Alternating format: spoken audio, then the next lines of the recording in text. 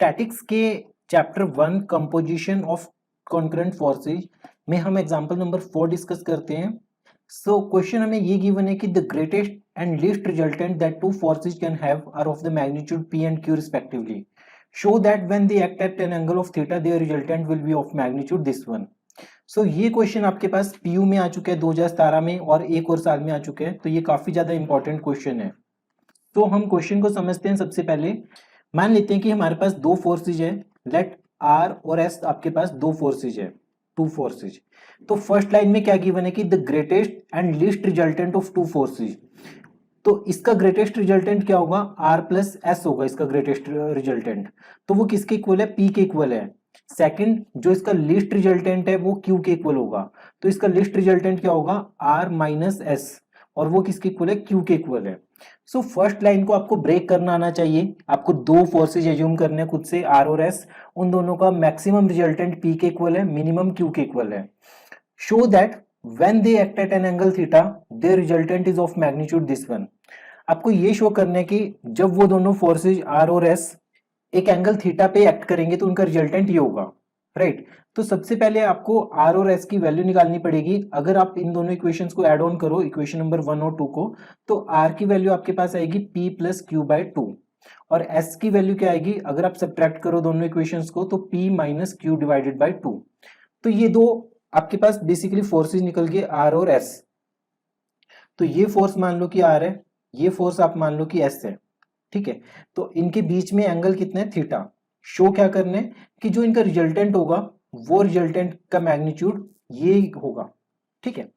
तो हमारे पास R निकल चुके, S निकल चुके, और हमें रिजल्टेंट का फॉर्मूला अप्लाई करना है, that is R dash square equal to R square plus S square plus 2RS cos theta. So हम सिंपली इसमें वैल्यूज पुट करेंगे। R की वैल्यू क्या होगी, P प्लस Q बाय 2 का होल स्क्वेयर, प्लस S की वैल्यू क्या होगी, P माइनस Q बाय 2 का whole square, plus 2 into P plus Q by 2 into P minus Q by 2 into cos theta, right. So इसे जब आप simplify करोगे एक स्टेप के बाद, तो आपके पास ये वाली टर्म्स देखने को मिलेंगी, 1/2 P square plus 1/2 Q square plus half P square minus Q square cos theta. काफी आसान है ये वाली चीज, क्योंकि सिंपली आपने क्या किया कि P plus Q P minus Q, तो A plus B A minus B, यहाँ पे A square minus B square का फॉर्मूला अप्लाई कर दिया, राइट। और जब यहाँ पे आप ओपन करोगे तो कुछ चीजें इन दोनों में से कैंसिल होंगी, जैसे 2PQ वाली टर्म्स इन दोनों में से कैंसिल आउट हो जाएंगे, ठीक है। तो ट्राई कीजिए कॉपी में ये वाला पार्ट। तो सॉल्व करने के बाद आपके पास ये एक्सप्रेशन आएगा। फर्दर अब हम क्या करते हैं कि ये वाली टर्म और ये वाली टर्म, इनमें से हाफ P स्क्वेयर कॉमन लेते हैं, तो हमारे पास क्या बचेगा, 1 प्लस कॉस थीटा, और बाकी इस वाली टर्म से और इस वाली टर्म से Q स्क्वेयर कॉमन निकालते हैं, तो हमारे पास क्या बचेगा, 1 माइनस कॉस थीटा। तो फाइनली हमारे पास क्या आया, 1/2 P square into 2 cos square theta by 2 plus half Q square sine square theta by 2, right. So यहां से आपके पास 2 से 2 कैंसिल आउट हो जाएगा, 2 से 2 कैंसिल, ये 2 से 2 कैंसिल।